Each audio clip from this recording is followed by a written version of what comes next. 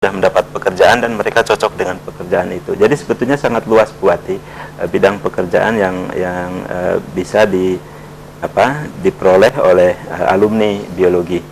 Barangkali itu Mas Ari kalau dari dan sisi juga perlu ada soft skill juga dari mahasiswa Pak ya tentunya ya. Oh iya, soft skill. Dalam rangka pengembangan soft skill itu memang selain kemampuan akademik, sekarang itu sebetulnya yang banyak diutamakan oleh perusahaan-perusahaan swasta itu adalah kemampuan soft skill dari mahasiswa atau dari alumni, karena di pekerjaan itu tidak semata-mata butuh pinter, gitu, tetapi soft skill itu yang diutamakan. Nah, dalam rangka mempersiapkan soft skill itu makanya kita punya UKM. Ada 11 UKM itu. Ya, ada 11 UKM plus DLM dan BEM. Jadi sebetulnya ada 3 organisasi kemahasiswaan.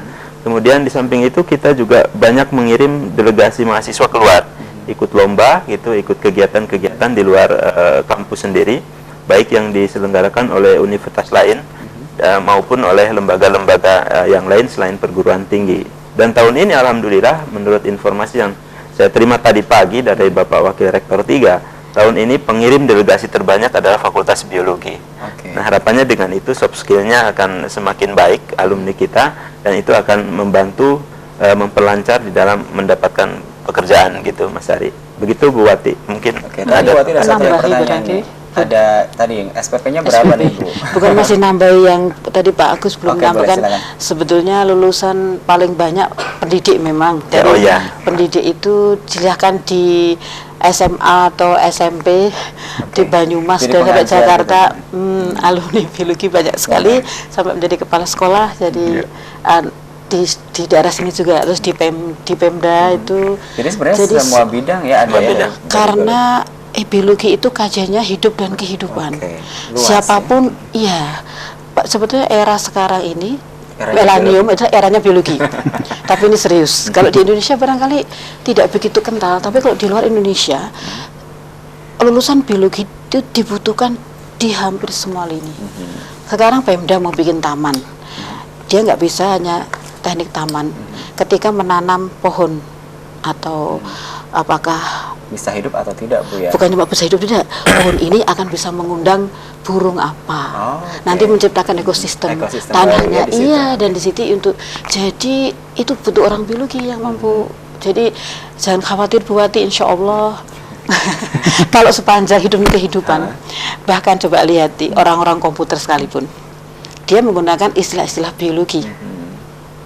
Istilah virus itu miliknya siapa?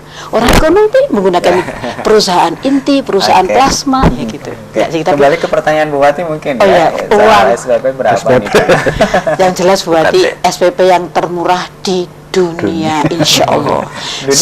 Di dunia. Di Indonesia, bandingkan untuk biologi ya yang sama, bandingkan dengan UNDI, bandingkan dengan UGM, kita sepertiganya, insya Allah. Kita bisa dibandingkan karena itu terbuka namanya, nanti bisa dilengkapi oleh Pak Husin. S1 tahun ini dan tahun lalu memang 7 level pembayarannya. Tahun 2016 pada waktu Putra Bu Wati akan masuk itu kemungkinan besar akan ada SK Menteri baru tentang uang kuliah tunggal yang akan 4 level. Itu memenuhi permintaan Pak Presiden kita, Bapak Jokowi, yang sudah tahun lalu itu BEM Unsus Indonesia minta supaya UKT-nya 4 level. Karena sekarang di perguruan tinggi lain tertinggi 9 level, tapi di Unsut tertinggi 7 level. Jadi paling mahal untuk kelas internasional cuma 7 juta. Tapi nggak usah khawatir juga ya Bu, paling murah 500. Misalnya calon mahasiswa berprestasi juga ada beasiswa Pak ya? Banyak banget Mas. Nanti Pak Agus dengan beasiswa tersedia kita di biologi 39% memberikan beasiswa. Beasiswa apa saja nih Pak untuk mereka yang berprestasi tentunya?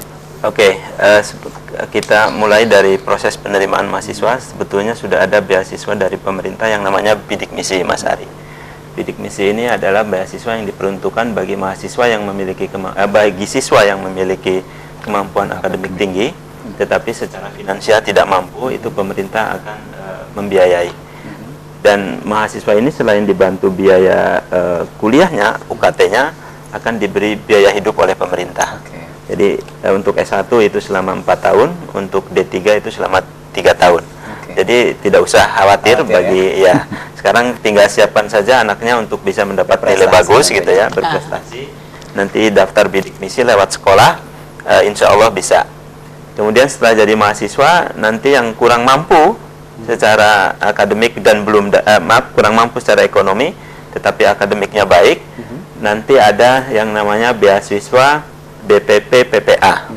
Nah, kemudian untuk yang pinter dan ekonomi mampu boleh juga, itu ada PPA.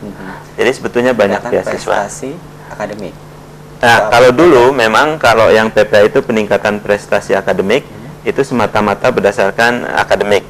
Tapi sekarang dengan kebijakan baru, selain secara akademik memenuhi, kemudian ada pertimbangan-pertimbangan lain, misalkan dia punya prestasi juara apa, itu juga akan kita beri penghargaan dalam bentuk beasiswa. Jadi seperti contoh nih, tahun ini biologi itu kan juara 3 PSS, Pekan Seni Sudirman, juara umum 3. Kemudian ada beberapa dari juara itu belum dapat beasiswa. Kemudian saya panggil, ternyata secara akademik itu memenuhi, langsung saya beri. Jadi untuk Bu Wati mungkin nggak perlu khawatir. Iya, nggak perlu khawatir untuk Bu Wati. Putranya berprestasi, bisa juga nanti bisa mendapatkan beasiswa. Iya, bisa mendapatkan kita beasiswa. lanjutkan lagi Pak, nanti bincang-bincang kita malam hari ini. Dan untuk nanti yang mau bergabung boleh di 028165770020. Tapi kita akan lanjutkan setelah jeda pariwara berikut.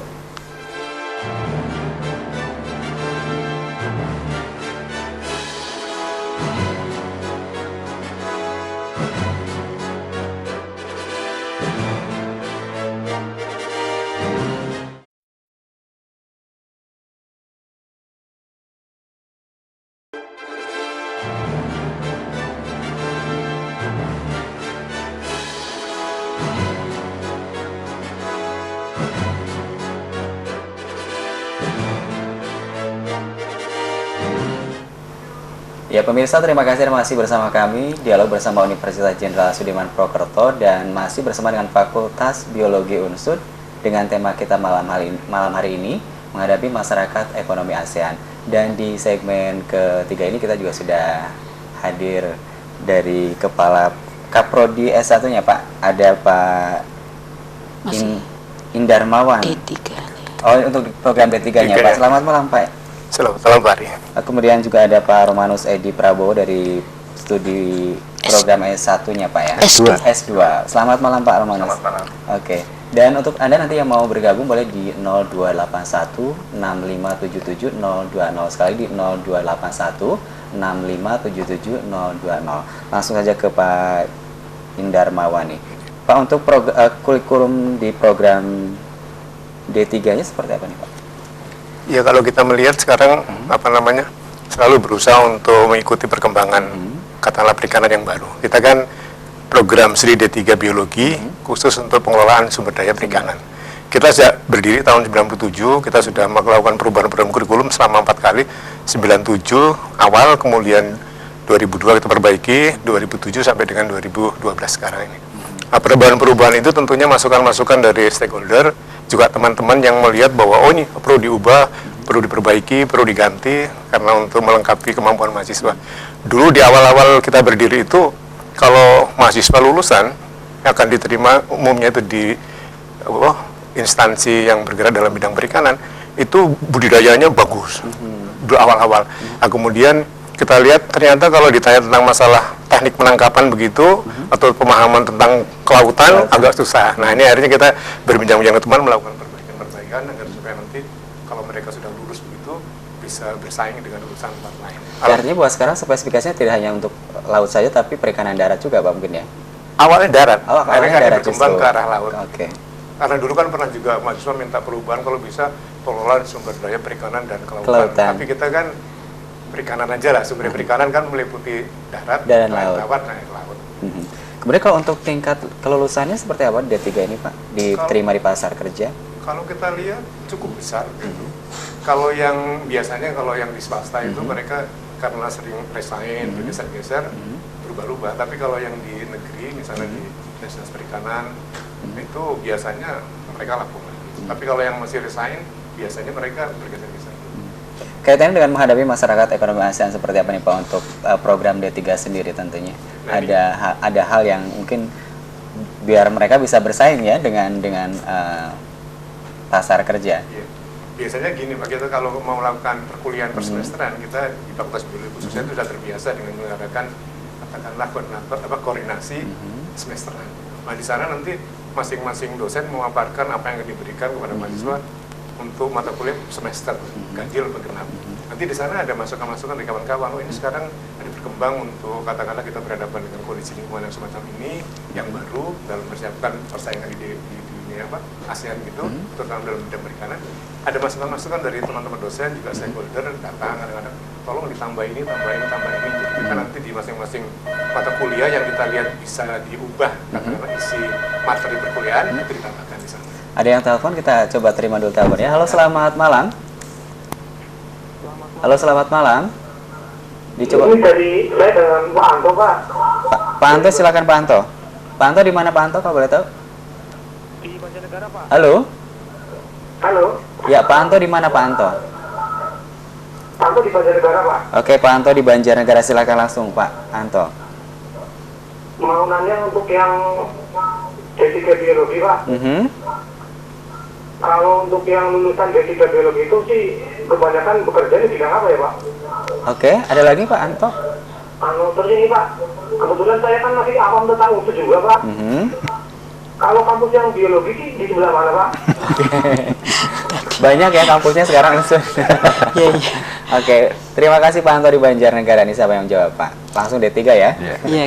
Lulusannya di mana aja nih Pak? Apalagi nih mau menghadapi masyarakat ekonomi ASEAN. Terima kasih, Pak. Jadi kalau kita lihat yang contoh di Banjarnegara kan ada Dinas Perikanan dan Peternakan.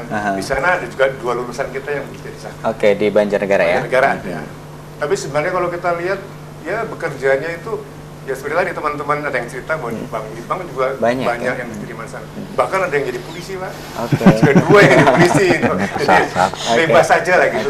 Bahkan lulusan-lulusan kita dulu yang baik kan boleh dulu melanjutkan. Sekarang ada yang jadi dosen juga di USU gitu misalnya.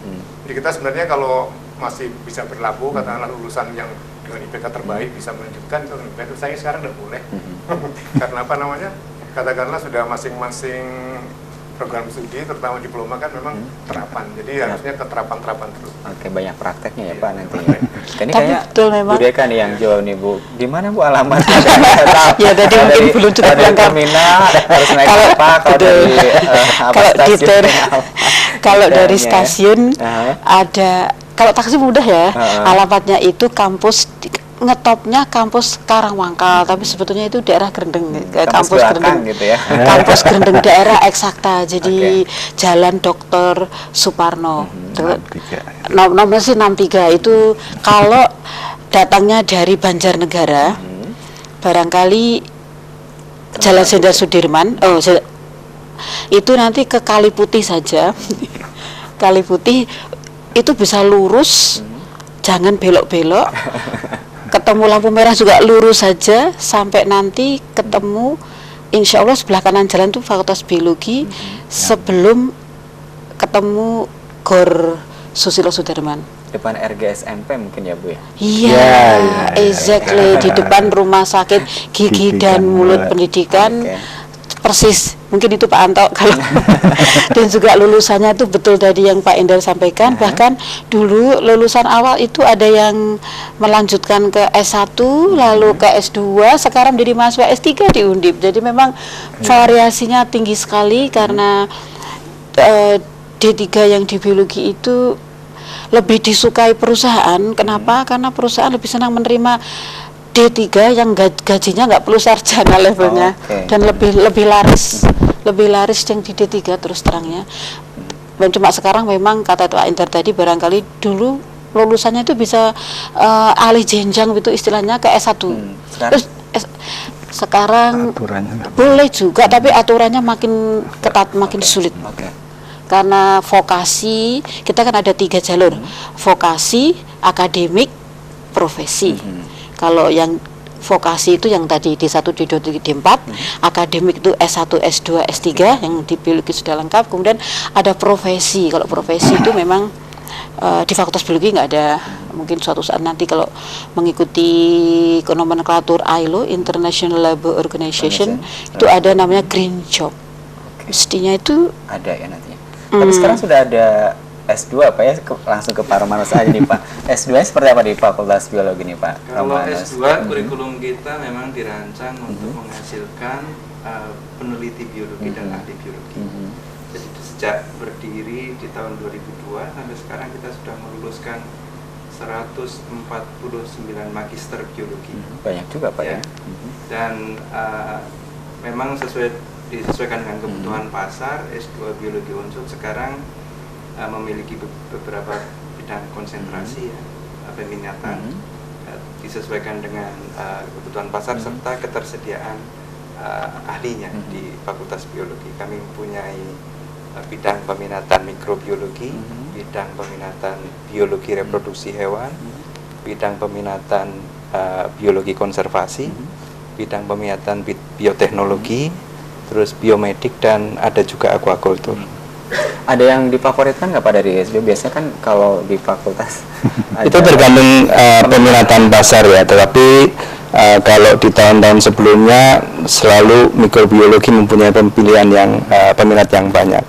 Terus tapi di 2 periode penerimaan terakhir biomedik cukup tinggi peminatnya. Ini tergantung tren pasar juga bukan? Betul, betul. Biomedik lagi diminati. Iya. biomedik.